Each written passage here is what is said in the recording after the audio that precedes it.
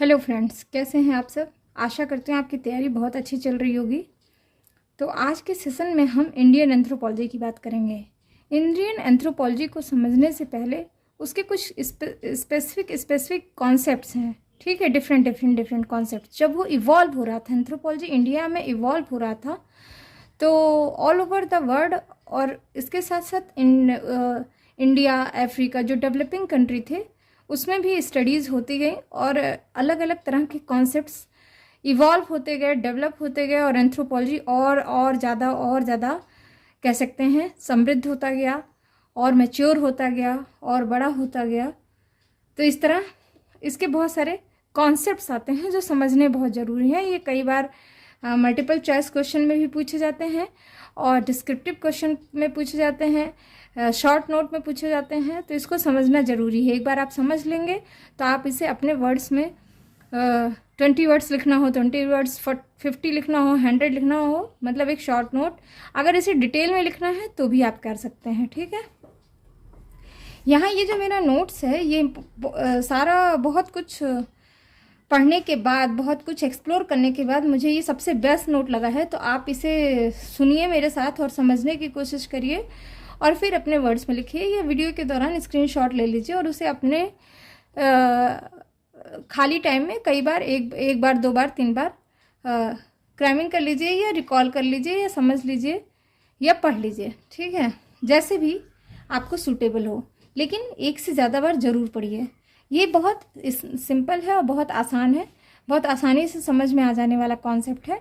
लेकिन मोस्टली जो बच्चे, जो स्टूडेंट्स सोशल बैकग्राउंड के नहीं हैं, सोशियोलॉजी एस्पेक्ट से नहीं हैं, या जिनका कभी सोशल एस्पेक्ट नहीं रहा, जो साइंस के ग्रेजुएट हैं, उन्हें थोड़ी सी मुश्किल होगी। लेकिन अगर वो ध्यान से बात को समझेंगे तो ये बहुत ही, इससे ज़्यादा आसान कुछ नहीं है। ठीक है, तो चलिए शुरू करते हैं। पहला कॉन्सेप्ट जो मैंने लिया है वो है डोमिनेंट कास्ट का। ठीक है, डोमिनेंट कास्ट या प्रमुख जाति आप कह सकते हैं, वो जाति जो सभी पर डोमिनेट करती है, यानी एक तरह से सभी उसको फॉलो करते हैं, या वो संभ्रांत आप कह सकते हैं। ठीक है, वरिष्ठ किसे कह सकते हैं या प्रमुख किसे कह सकते हैं, that is the dominant cast. ठीक है, ये आप तो जानते हैं इंडियन सिस्टम में कास्ट का बहुत इंपॉर्टेंस है। तो उसमें एक इम्पॉर्टेंट चीज़ आता है, कास्ट बहुत सारे हैं, लेकिन which one is dominant caste and why it is dominant caste and how it makes them dominant caste.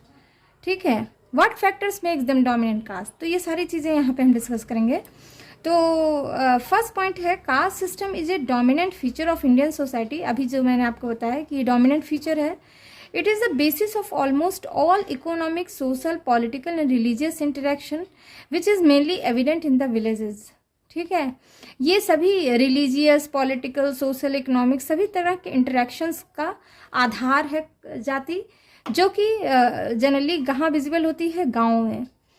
इसके अलावा it is the hierarchical feature of the caste system. ठीक है, विच इज़ पर्टिकुलरली इंटरेस्टिंग। अच्छा, ये भी है, hierarchical क्यों है।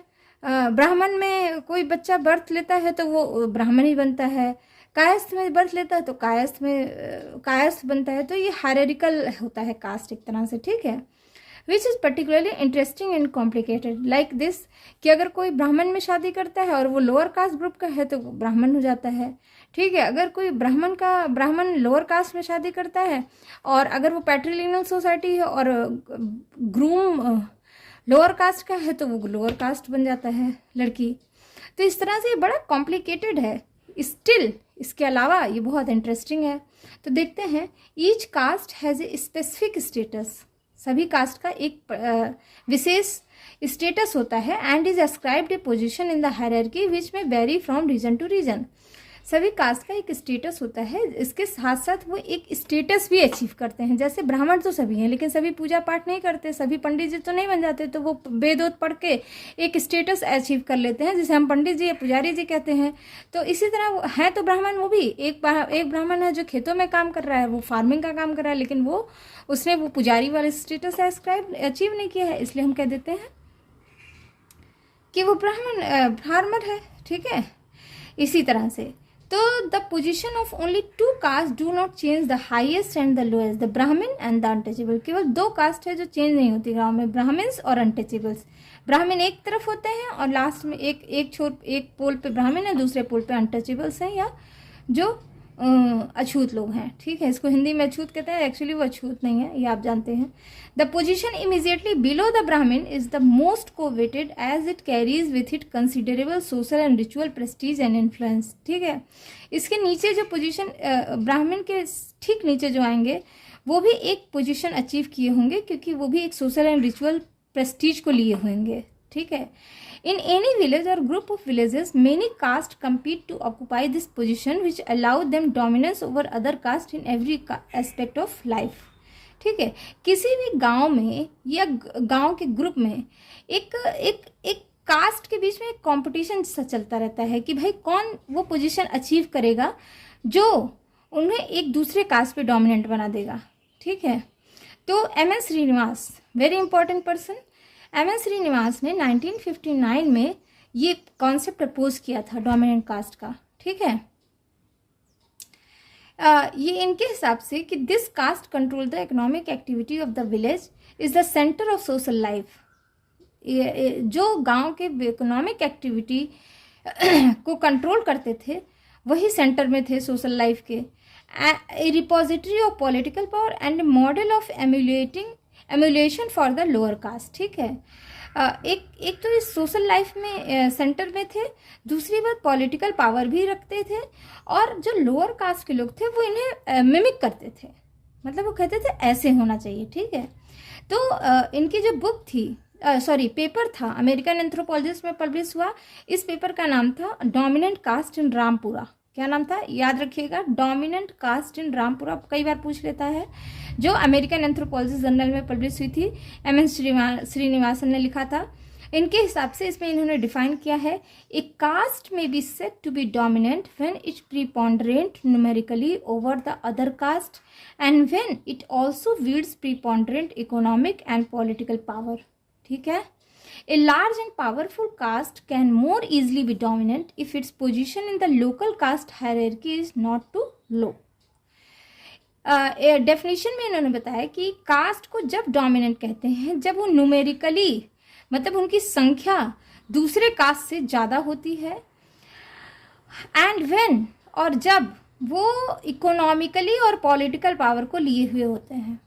ठीक है, मतलब वो आर्थिक रूप से भी संपन्न होते हैं, राजनीतिक रूप से भी संपन्न होते हैं, और उनकी न्यूमेरिकल संख्या भी ज़्यादा होती है, नंबर ऑफ पर्सन भी ज़्यादा होते हैं। A large and powerful caste can more easily, generally जो संख्या में बड़े होते हैं और पावरफुल होते हैं वही डोमिनेंट होते हैं, चाहे इफ उनके बस शर्त ये होनी चाहिए कि जो कास्ट हायरार्की है उसमें वो बहुत नीचे ना हो। ठीक है, जैसे ब्राह्मण, क्षत्रिय, वैश्य, शूद्र, तो शूद्र के ऊपर है वैश्य, तो अगर वैश्य न्यूमेरिकली बहुत ज़्यादा हैं, पॉलिटिकली बहुत उनके पास पॉलिटिकल पावर है और उनके पास इकोनॉमी का भी कंट्रोल है, तो वो डोमिनेंट कास्ट की श्रेणी में आ जाते हैं। समझ में आ गई बात। अब यहाँ पे श्रीनिवास ने इस तरह से अगर डेफिनेशन समझा जाए तो उनके हिसाब से कि 4 फैक्टर थे जो किसी कास्ट के लिए इंपॉर्टेंट है डोमिनेंट होना। पहला है न्यूमेरिकल प्रीपोंडरेंस। ठीक है, संख्या वाइज वो बहुत ज़्यादा होंगे, इकोनॉमिक पावर होगा, पॉलिटिकल पावर होगा, और सोशियो रिलीजियस स्टेटस में भी वो ज़्यादा होंगे। Though the criteria proposed by Srinivas appear to be simple, it sometimes becomes difficult to identify caste, dominant caste. ये क्राइटेरिया दिखता सिंपल है लेकिन कई बार बड़ा कॉम्प्लिकेटेड हो जाता है ये जानने के लिए कि पहचानने के लिए भाई कौन डोमिनेंट कास्ट कौन सा है। बिकॉज वो इसलिए क्योंकि it is rare to find a caste dominant in, क्योंकि एक कास्ट का, एक विशेष कास्ट का हर फील्ड में डोमिनेंसी होना या रूल करना मुश्किल है। भाई कोई न्यूमेरिकली बहुत ज़्यादा होगा तो फाइनेंशियली कम होगा, पॉलिटिकल पावर में होगा तो उसका रिलीजियस अप्रोच कम होगा। ठीक है, it also poses certain important question. इससे कुछ एक इंपॉर्टेंट क्वेश्चन निकल के आते हैं कि in how many sphere must a caste dominant for it to be considered a dominant caste, कि कितने स्फीयर में वो डोमिनेंट रहेंगे तो कहा जाएगा कि वो डोमिनेंट कास्ट है, या इसका उल्टा if an untouchable caste dominant in numerical, economic and political sphere, क्या एक अनटचेबल अगर numerically, economically and political sphere में डोमिनेंट है तो क्या वो डोमिनेंट कास्ट है? इस तरह से ये क्वेश्चन बनता है ना। ब्राह्मण, क्षत्रिय, वैश्य, शूद्र, अगर शूद्र की संख्या भी ज़्यादा है किसी गांव में और उसके पास इकोनॉमिक पावर है, यानी खेत ओत है, गांव बागान है, ठीक है, और उसके पास पंचायत भी है, पंचायत में भी ग्राम प्रधान है, तो क्या वो डोमिनेंट कास्ट में कंसीडर किया जाएगा? ये एक सवाल यहाँ उठता है, ठीक है। वही पॉइंट को समझते हैं। पहला है न्यूमेरिकल स्ट्रेंथ। तो the population size of a caste in village or region is obviously important for dominance. Numerical तो इम्पॉर्टेंट है ही, क्योंकि जिसका भी नंबर ऑफ पर्सन ज़्यादा होंगे वो तो इम्पॉर्टेंट होगा ही। The a caste with very few numbers will certainly be at a disadvantage, specially when two or more caste are closely competing. Still, numerical preponderance is not found to be a major factor of dominance. In only a few villages are dominant caste also numerically in majority. Usually, they do not constitute more than 25 to 30% of village population. M.N. Srinivasan ने जितने भी गांव की study की तो उनके हिसाब से न्यूमेरिकल स्ट्रेंथ इम्पॉर्टेंट तो था, लेकिन बहुत इम्पॉर्टेंट नहीं था, क्योंकि जहाँ ऐसी जगह पे जहाँ दो कास्ट compete कर रहे हैं तो वहाँ पे आ जाता था न्यूमेरिकल प्रिपॉन्डरेट बहुत मेजर फैक्टर प्ले कर देता था। लेकिन कई बार पॉपुलेशन के हिसाब से 25 से 30% ही विलेज का पॉपुलेशन न्यूमेरिकली जो डोमिनेंट कास्ट है उनका होता था। इसलिए we do not have large number of village studies to come to a definite conclusion. We may consider the cases of 14 villages reported in 2 of the most important book in the village study. Srinivas की book थी India's villages and मैरियट्स की book थी village India. बहुत important है, याद रखिएगा। ये confusing है थोड़ा सा, तो अभी के भी याद कर लीजिए या राइट डाउन कर लीजिए अपने नोटबुक में। श्रीनिवास की थी बुक इंडियाज विलेजेस और मैकिम मोरियट या मैरियट की बुक थी विलेज इंडिया, ठीक है। Though these 14 villages cannot be said to be representative of Indian villages nor even of their region, they may show the trend. ये जो 14 विलेज इन्होंने स्टडी की, एक्चुअली ये रिप्रेजेंटेटिव तो नहीं थे, लेकिन इसकी स्टडी करने से एक ट्रेंड समझ में आ गया था कि शायद ऐसे ही ट्रेंड एक चलता होगा, ठीक है। जैसे 10 of the 14 villages belong to north India, जिसमें से 10 तो नॉर्थ इंडिया के थे, 4 साउथ इंडिया के थे। इन द नॉर्थ में ओनली 3 आउट ऑफ 14 विलेजेस जो dominant caste is also a largest caste, जिसमें से केवल 3 विलेजेस ऐसे थे जिसमें जो डोमिनेंट कास्ट था उनकी नंबर न्यूमेरिकली वो स्ट्रॉन्ग थे, यानी ज़्यादा थे। जबकि साउथ में 3 out of 4 villages the dominant caste is also largest, जबकि साउथ में जो 4 में से 3 विलेजेस में न्यूमेरिकल स्ट्रेंथ ज़्यादा थी जो डोमिनेंट कास्ट थे। तो largest means larger than the other caste individually but not necessarily in a majority in the villages as a whole, ठीक है। It would appear, ये बता रहा है कि numerical preponderance is more important in South Indian than in North Indian। देख रहे हैं आप, साउथ इंडिया में ज़्यादा important दिख रहा है ये। On all India basis 42.85% villages have the dominant caste also the largest caste। तो ये conclusion निकल के आया, एक ट्रेंड समझ में आया कि ऐसा होता है, ठीक है। Although these 14 cases prove or disprove nothing, it can be safely concluded that numerical preponderance is an important but not a decisive factor। एक important factor है numerical preponderance, उनका number of people का ज़्यादा होना, लेकिन ये decisive factor नहीं है। इसके basis पे हम decision नहीं ले सकते कि ये dominant ही होंगे, ठीक है। Evidently there are other powerful factors which make, इसके अलावा और भी powerful factor हैं जो उन्हें dominant बनाते हैं, ठीक है। नेक्स्ट फैक्टर आता है economic power. Economic power in an economic system mainly dependent on agriculture for survival, the possession or control of arable land is decidedly advantageous, ठीक है। तो समझ में आ रहा है कि जिनके पास जितनी बड़ी लैंड होगी और वो भी खेती लायक होगी तो वो हमेशा एडवांटेज में। The land owner naturally hold maximum, सीधी सी बात है, जो लैंड ओनर होंगे जिनके पास मैक्सिमम एरेबल लैंड होगी वो भाई इसके फेवर में होंगे, इकोनॉमिक पावर उनके पास ज़्यादा होगा। He is in a position to determine who shall or shall not work in his field, supply him with tools and implements, tend to his cattle, etc. ठीक है. More than half of the village population is landless and dependent upon जजमान to sell their services for livelihood. पहले ऐसे ही होता था actually. फिर उसके पास एक डिसाइसिव पावर ये आ जाती है, कौन उसके खेत में काम करेगा, कौन नहीं करेगा, किसे वो टूल सप्लाई करेगा, किसे नहीं टूल सप्लाई करेगा, कौन कैटल को चारा देगा नहीं देगा, ठीक है, किस कैटल को देना है किस को नहीं, ये सारी चीज़ें उसके कंट्रोल में आ जाती हैं. इस तरह से एक जजमान सिस्टम चलता रहता है, ठीक है, जो अपने सर्विसेज को सेल करता है लाइवलीहुड के लिए, ठीक है. और moreover as this livelihood is able to barely maintain them at subsistent level, they are also dependent on those who can lend them cash to meet the expenses. इसके अलावा वो कैश भी देते थे उन लोगों को जो सबसिस्टेंस लेवल पे लाइफ जीते थे. उनके लाइफ साइकिल जैसे बर्थ सेरेमनी हो रहा है, मैरिज सेरेमनी हो रहा है, डेथ सेरेमनी हो रहा है, फेस्टिवल्स हो रहे हैं, तो ये जो जमींदार होते थे ये क्या करते थे, उनको कैश भी देते थे, ठीक है. इस तरह से आप देख रहे हैं कि वो सभी को कंट्रोल कर रहे हैं. Control of land and money lending thus are the two levers of the power in the village. In the 14 cases referred to above, the relationship between land holding and caste dominance is conclusively established. समझ में आ गया? इससे पता चल रहा है कि जिनके पास ज़्यादा लैंड होल्डिंग होगी वो ज़्यादा डोमिनेंट होंगे. Without a suitable exception, the landowner are the dominant caste also by the Jat of Ranikhera, Thakur of Madhopur, Brahmins of Karimpur, Warriors of Bisipara, Nayars of Kerala, Reddys of Samirpet. ये सब देखिए आप सुने होंगे. ये सारे बहुत ज़्यादा लैंड ओनर होते थे, बड़े बड़े इनके पास लैंड होते थे, तो ये यूजुअली डोमिनेंट कास्ट में कंसिडर किए जाते हैं, ठीक है. Money lending is an important. ये मनी लेंड करते थे भाई, मनी देते थे, जैसे मैंने ऊपर बताया कि मनी देते थे सारे रिचुअल्स परफॉर्म करने के लिए. Many castes who have some members employed in urban centers and sent cash back to village or engaged in trading outside village use the cash for money lending and are able to challenge. अच्छा, धीरे धीरे जब हम और develop होते गए और urbanisation शुरू हो गया, इंडस्ट्रियलाइजेशन हो गया, तो जो विलेज पीपल थे वो शहरों में आए और वो कमाने लगे और फिर वापस से वो शहर से गांव में कैश भेजने लगे, मनी ऑर्डर वगैरह.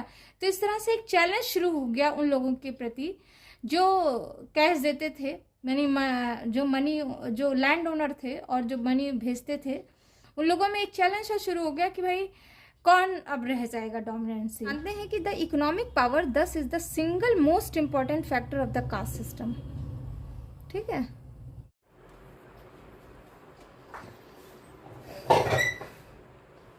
Next factor is political factor, ठीक है.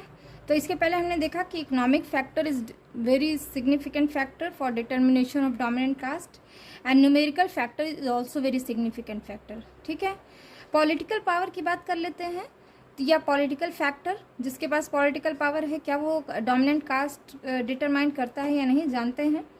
Both land holding and money lending as levers of power are exploitative in nature and carry within them the seed of revolt by the exploited, ठीक है.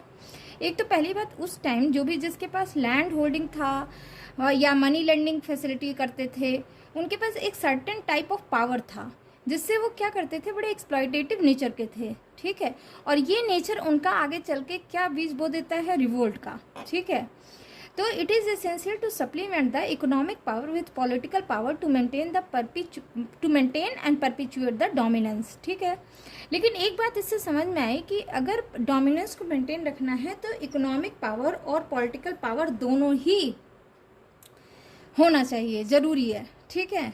And it has never been very difficult either, ठीक है. Traditionally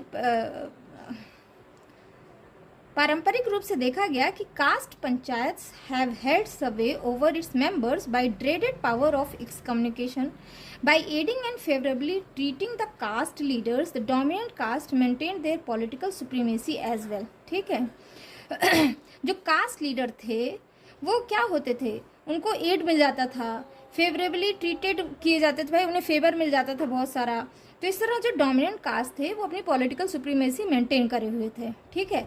वास्तव में it is their patronage who is decided who would be the caste leader in the first place. तो उनका एक cabinet group होता था, या कह सकते हैं उनको बनाने वाले या पैट्रोनेज होते थे, जो ये डिसाइड करते थे कि कौन होगा कास्ट लीडर, ठीक है। In this setup the untouchables did not have any से एट ऑल। और ये सारे सेटअप में जो अनटचेबल्स थे उनको वो कुछ नहीं कह सकते थे, ना बोल सकते थे, उनकी कोई वैल्यू नहीं थी, ठीक है, उनका कोई इसमें योगदान नहीं था। अच्छा, with the introduction of modern democratic panchayat after independence the political structure change slightly, ठीक है। लेकिन जब हमारा देश स्वतंत्र हो गया, डेमोक्रेसी आ गई, तो हमारा पॉलिटिकल स्ट्रक्चर थोड़ा सा चेंज हो गया, धीरे धीरे चेंज हुआ, लेकिन शुरुआत में तो बहुत हल्का फुल्का ही चेंज हुआ, क्योंकि एकदम से हजारों साल तक चला हुआ एकदम से सिस्टम चेंज तो हो नहीं जाएगा, लेकिन फिर भी सर्टेन डिग्री चेंज होना शुरू हो गया। New locus of power with universal added suffrage, ठीक है, एक पावर का एक सेंटर चेंज होने लगा। कैसे? क्योंकि पंचायत होने लगा, मतदान होने लगा। Has upset the dominant caste politics, और ये सारा कुछ क्या किया, डोमिनेंट कास्ट की जो सुप्रीमेसी थी उसको हिला दिया। Their initial response was to deprive the lower caste people their right to vote, and when it could not be done to deny them recognition, as in the case of Chamar of Madhopur. Chamar of Madhopur में क्या देखा गया कि जो सबसे पहला response आया था कि लोअर कास्ट पीपल को वोट देने से मना ही कर दिया, ठीक है।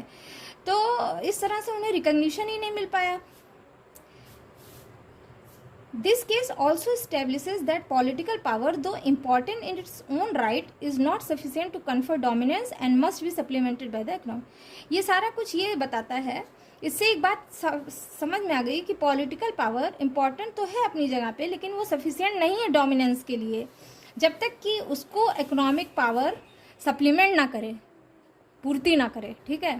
तो यानी दोनों ही रहेगा तभी डोमिनेंस ही आएगी, ये डोमिनेंस कास्ट बनेगा, ठीक है। नेक्स्ट फैक्टर है सोशियो रिलीजियस स्टेटस।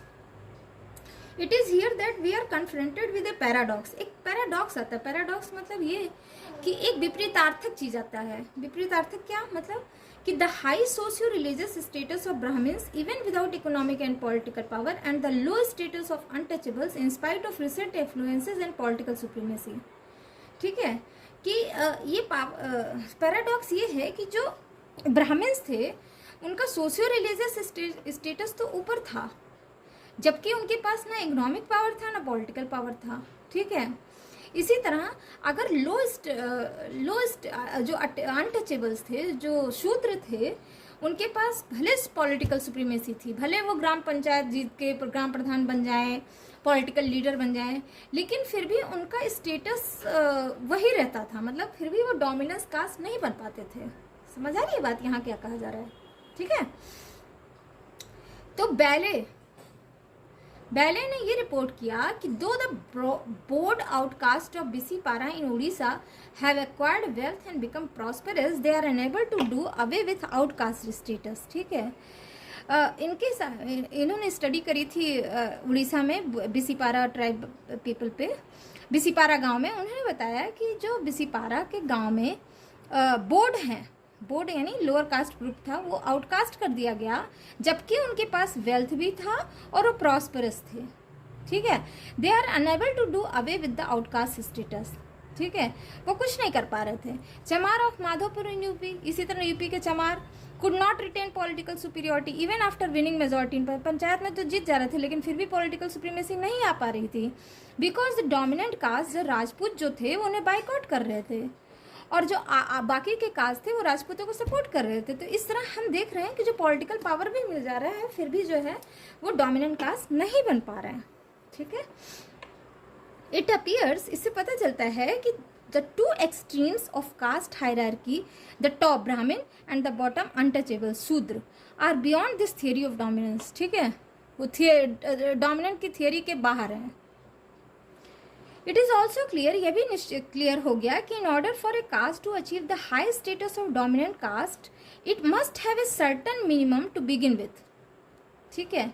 ये भी पता चल गया कि किसी कास्ट को हाई स्टेटस में बनाने के लिए डोमिनेंट कास्ट के उसको एक सर्टेन मिनिमम के साथ शुरू करना पड़ेगा। It must be on the right side of the pollution barrier, मतलब उसे एक सही जगह पे होना पड़ेगा। उसे पोल्यूटेड, या तो वो शूद्र नहीं होगा तो ब्राह्मण नहीं होगा, वो तो नियर होगा, ठीक है। The above formulation of Srinivas and the determination of dominant caste is true essentially in traditional setup, ठीक है। जो पारंपरिक सेटअप है उसमें तो सत्य है कि डोमिनेंट कास्ट का डिटर्मिनेशन, सिंस इंडिपेंडेंस से new factors have become equally important and instrumental in the emergence of new pattern of caste dominance. तो जो नए फैक्टर इम्पैक्ट हुए, जैसे भी मैंने ऊपर बताया कि एडल्ट फ्रेंचाइजी, मतदान शुरू हो गया, डेमोक्रेसी शुरू हो गया, ये सारी चीज़ें, लिटरेसी शुरू हो गया, तो ये क्या करता था, ये भी बहुत इंपॉर्टेंट रोल प्ले कर दिया कि एक नया पैटर्न शुरू हो गया कास्ट डोमिनेंस का। सम ऑफ दीज, उसमें से कुछ है, जैसे अर्बनाइजेशन, इंडस्ट्रियलाइजेशन हुआ, SC ST OBC का रिजर्वेशन आ गया economic, political and educational sphere में, पंचायती राज में भी आ गया reservation, growth and educational opportunities बढ़ गई, alternative means of employment, service में भी एक एम्प्लॉयमेंट के अपॉर्चुनिटी बढ़ गई। तो सारा कुछ एक नया पैटर्न डेवलप कर दिया। Some caste which had been previously dominant are no longer, कुछ कास्ट जो पहले डोमिनेंट थे वो अब डोमिनेंट नहीं रहे। Many service caste are becoming dominant, जबकि बहुत सारे जो ऐसे सेवा करते थे, मतलब जो कोई फूल लाना, पानी पिलाना, जूते उतारना, ये सब जो थे वो डोमिनेंट हो गए। क्यों? क्योंकि उनको पॉलिटिकल पावर मिल गया, या पैट्रोनेज, वो ग्रेटर इकोनॉमिक सिक्योरिटी, और उन्हें इकोनॉमिक सिक्योरिटी मिलने लगी, ज़्यादा वो अर्न करने लगे। मोर ओवर, ये इससे क्या हुआ, आजकल political power at whatever level, आजकल जितना भी पॉलिटिकल पावर किसी भी लेवल का हो, can easily lead to economic power and the two determinant of dominance, ठीक है। पॉलिटिकल पावर चाहे छोटा है बड़ा, वो इकोनॉमिकली स्ट्रांग हो ही जाएगा, और फिर ये जो पॉलिटिकल पावर और इकोनॉमिक पावर, ये दोनों फैक्टर मिला के उसे डोमिनेंस कास्ट में ला ही देंगे, ठीक है।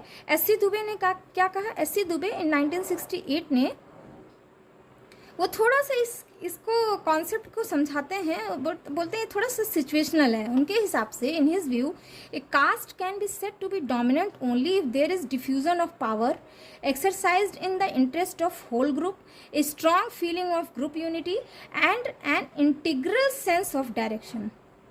इनके हिसाब से क्या है, एक कास्ट को तभी आप डोमिनेंट बोल सकते हैं जब उसके पास पावर का डिफ्यूज़न हो, ठीक है, उसके पास पूरे ग्रुप का इंटरेस्ट लेके चलने की क्षमता हो कि ग्रुप का इंटरेस्ट क्या है, वो ग्रुप क्या चाहता है, उसके पास एक ग्रुप यूनिटी वाली एक बहुत स्ट्रांग फीलिंग हो, और एक इंटीग्रेटेड सेंस ऑफ डायरेक्शन हो, उसे पता हो कि हमें किस डायरेक्शन में जाना है, ठीक है, वो सबको लेके चलने वाला हो। When in a so-called dominant caste, inequality of wealth, prestige and power are pronounced, and where dominant individuals exploit the weaker element in their own caste, it will be inappropriate to call it a dominant caste.